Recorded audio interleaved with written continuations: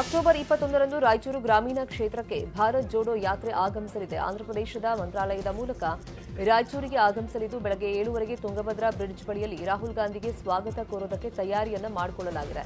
ಬ್ರಿಡ್ಜ್ನಿಂದ ಗಿಲ್ಲೆಸುಗೂರುವರೆಗೂ ರಾಹುಲ್ ಗಾಂಧಿ ಪಾದಯಾತ್ರೆ ನಡೆಯಲಿದೆ. ಗಿಲ್ಲೆಸುಗೂರಿನಲ್ಲಿ 4 ಗಂಟೆವರೆಗೂ ರೈತರು ಕಾರ್ಮಿಕರ ಜೊತೆ ಸಂವಾದವನ್ನು ನಡೆಸಲಿದ್ದಾರೆ. ಸಂಜೆ 4 ಗಂಟೆಗೆ ಮತ್ತೆ ಶುರುವಾಗಲಿರುವಂತಹ ಪಾದಯಾತ್ರೆ ಯರಗೇರ ತಲುಪಲಿದ್ದು ವಾಲ್ಮೀಕಿ ವೃತ್ತದಲ್ಲಿ ಜನರನ್ನ ಉದ್ದೇಶಿಸಿ ರಾಹುಲ್ ಭಾಷಣವನ್ನ ಮಾಡಲಿದ್ದಾರೆ.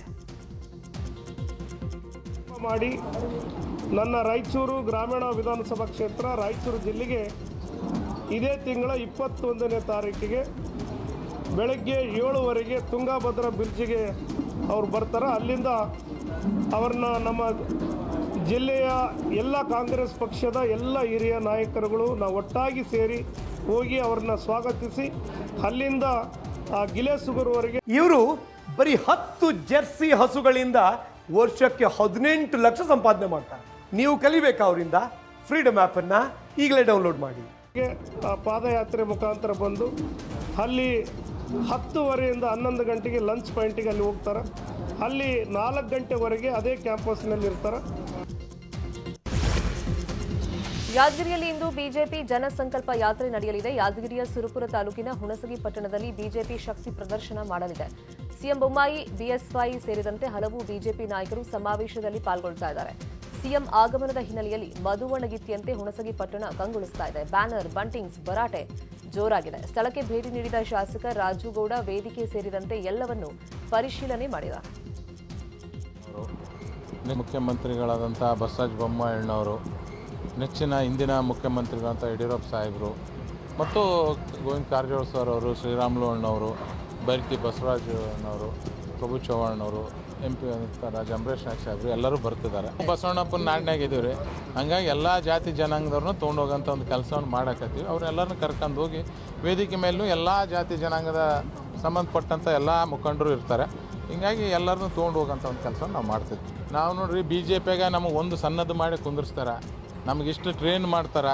ಯಾವಾಗೇ ಚುನಾವಣೆ ಬರಲಿ ಸಜ್ಜಿರ್ರಿ ಅಂತೇಳಿ ನಮ್ಗೆ ಟ್ರೈನಿಂಗ್ ಮಾಡ್ತಾರೆ. ಹಂಗಾಗಿ ನಾವು ಎಲೆಕ್ಷನ್ನೇ ಕಾಯ್ಕೊಂತ ಕುಂದ್ರಂಗಿಲ್ಲ, ನಾವು ಪ್ರತಿದಿನವೂ ಎಲೆಕ್ಷನ್ ಅಂತೇಳಿದೆ ಕೆಲಸ ಮಾಡ್ತೀವಿ. ಮಂಡ್ಯ ಸಂಸದೆ ಸುಮಲತಾ ಅಂಬರೀಶ್ ಜೆಡಿಎಸ್ ಶಾಸಕರಿಗೆ ಪಂಥಾಹ್ವಾನವನ್ನು ಕೊಟ್ಟಿದ್ದಾರೆ. ಸಂಸದೆ ವರ್ಸಸ್ ಜೆಡಿಎಸ್ ಶಾಸಕರ ನಡುವೆ ಆಣೆ ಪ್ರಮಾಣ ಜೋರಾಗಿದೆ. ಜೆಡಿಎಸ್ನ 6 ಶಾಸಕರು ಆಣೆ ಪ್ರಮಾಣಕ್ಕೆ ಬರಲೇಬೇಕು, ಅವರೇ ಡೇಟ್ ಫಿಕ್ಸ್ ಮಾಡಲಿ, ನಾನು ರೆಡಿ ಇದ್ದೀನಿ ಅಂತ ಸುಮಲತಾ ಗುಡುಗಿದ್ದಾರೆ. ನಾನು ಒಬ್ಬಳೇ, ಅವರು 6 ಜನ ಇದ್ದಾರೆ, ಎಲ್ರಿಗೂ ಯಾವ ಡೇಟ್ ಅನುಕೂಲ ಇರುತ್ತೆ ಅವರೇ ಫಿಕ್ಸ್ ಮಾಡಲಿ, ಯಾವ ಡೇಟ್ ಇದ್ರೂ ನಾನು ಬರ್ತೀನಿ. ಅವ್ರು ಮಾತ್ರ ಅಲ್ವಲ್ಲ, ಎಲ್ಲರೂ ಬರಬೇಕಲ್ವಾ? ಪಾಪ ಅವರು 6 ಜನ ಇದ್ದಾರೆ, 6 ಜನನೂ ಬರಲಿ ಒಟ್ಟಿಗೆ, ಎಲ್ಲರೂ ಬರಲೇಬೇಕು. ಒಕ್ಕಲಿಗ ಸಮುದಾಯಕ್ಕೂ ಮೀಸಲಾತಿ ಪ್ರಮಾಣ ಹೆಚ್ಚಳ ಮಾಡಬೇಕು ಎಂಬ ಕೂಗು ಜೋರಾಗಿ ಕೇಳಿ ಬರ್ತಾ ಇದೆ. ಈ ಬಗ್ಗೆ ಸಿಎಂ ಬೊಮ್ಮಾಯಿ ನಿನ್ನೆ ಮಾತನಾಡಿದ್ದು, ಮೀಸಲಾತಿ ಕೇಳೋದ್ರಲ್ಲಿ ತಪ್ಪಿಲ್ಲ, ಸುಪ್ರೀಂ ಕೋರ್ಟ್ನಿಂದ ಬೇರೆ ತೀರ್ಪುಗಳಿವೆ, ಆಯೋಗಗಳ ವರದಿ ಆಧರಿಸಿ ಮೀಸಲಾತಿ ನೀಡಬೇಕಾಗಿದೆ ಅಂತ ಹೇಳಿದ್ದಾರೆ. ಇನ್ನು ನಮ್ಮ ಸಮುದಾಯಕ್ಕೆ ನ್ಯಾಯ ಕೊಡಿಸೋದು ನಮ್ಮ ಹೊಣೆಯಾಗಿದೆ, ಸಮಯ ಬಂದ್ರೆ ನ್ಯಾಯದ ತಕ್ಕಡಿ ಹಿಡಿದು ಹೋಗ್ತೀವಿ ಅಂತ ಬಿಜೆಪಿ ರಾಷ್ಟ್ರೀಯ ಪ್ರಧಾನ ಕಾರ್ಯದರ್ಶಿ ಶಾಸಕ CT ರವಿ ಹೇಳಿದ್ದಾರೆ. ಮೀಸಲಾತಿ ಬಹಳ ಸೂಕ್ಷ್ಮವಾಗಿರೋ ವಿಚಾರ, ಆಯಾ ಕಾಲಕ್ಕೆ ಮಾರ್ಪಾಟು ಕೂಡ ಆಗಬೇಕು. ನಿಜವಾಗಲೂ ದುರ್ಬಲ ವರ್ಗವನ್ನು, ಯಾವ ವರ್ಗವನ್ನು ಮೇಲೆತ್ತಬೇಕಾಗಿದೆ ಆ ವರ್ಗಕ್ಕೆ ಮೀಸಲಾತಿ ಕೊಡಬೇಕು. ಸಮಾಜ ಸದೃಢ ಆಗಬೇಕು ಅಂದರೆ, ದೇಶ ಸದೃಢ ಆಗಬೇಕು ಅಂದರೆ ಎಲ್ಲ ವರ್ಗಗಳು ಕೂಡ ದುರ್ಬಲ ವರ್ಗಗಳಿಗೆ ಮೀಸಲಾತಿ ಕೊಡಬೇಕು. ಹಾಗಂತ ಉಪ್ಪಿನವನಿಗೆ ಹಾನಿ ಆಯಿತು ಅಂತ ಹೇಳಿ ತೆಂಗಿನಕಾಯಿನವನು ಎದೆ ಬಡ್ಕೊಳ್ಳೋ ಸ್ಥಿತಿ ಆಗಬಾರ್ದು. SC ST ಮೀಸಲಾತಿಯನ್ನ ಹೆಚ್ಚಳ ಮಾಡ್ತೀವಿ ಅಂತ ರಾಜ್ಯ ಸರ್ಕಾರ ಹೇಳಿದೆ. ಆದರೆ ಸುಗ್ರೀವಾಜ್ಞೆ ಹೊರಡಿಸಿ ಮೀಸಲಾತಿ ಕೊಡಬೇಕು ಅಂತ ಆಗ್ರಹಿಸಿ ಧರಣಿ ಸತ್ಯಾಗ್ರಹವನ್ನ ಮುಂದುವರೆಸಿದ್ದಾರೆ ಸ್ವಾಮೀಜಿ. ನ್ಯೂಸ್ 18 ಕನ್ನಡದ ಜೊತೆಗೆ ಮಾತನಾಡಿರುವಂತಹ ಪ್ರಸನ್ನಾನಂದಪುರಿ ಸ್ವಾಮೀಜಿ, ಸರ್ಕಾರ ಕೊಟ್ಟಿರುವಂತಹ ಭರವಸೆ ಈಡೇರಿಸುತ್ತೆ, ಅಲ್ಲಿವರೆಗೆ ನಮ್ಮ ಹೋರಾಟ ಮುಂದುವರಿಯಲಿದೆ ಅಂತ ಹೇಳಿದ್ದಾರೆ. ಇನ್ನು ಸರ್ಕಾರ ಸುಗ್ರೀವಾಜ್ಞೆ ಹೊರಡಿಸುವ ಭರವಸೆ ಕೊಟ್ಟಿದೆ, ಮುಂದೆ ಕಾನೂನಾತ್ಮಕವಾಗಿ ಯಾವುದೇ ಸಮಸ್ಯೆ ಆಗದಂತೆ ನೋಡಿಕೊಳ್ಳೋದು ಸರ್ಕಾರದ ಕರ್ತವ್ಯ ಅಂತ ಹೇಳಿದ್ದಾರೆ. ಹಿಂದಿನ ಸರ್ಕಾರಗಳು ಮೂಗಿಗೆ ತುಪ್ಪ ಹಚ್ಚುವಂತ ಕೆಲಸ ಮಾಡ್ತಾ ಇದ್ವು, ಈ ಸರ್ಕಾರ ನಮ್ಮ ಬೇಡಿಕೆ ಈಡೇರಿಸಿದೆ ಅಂತ ಹೇಳಿದ್ದಾರೆ.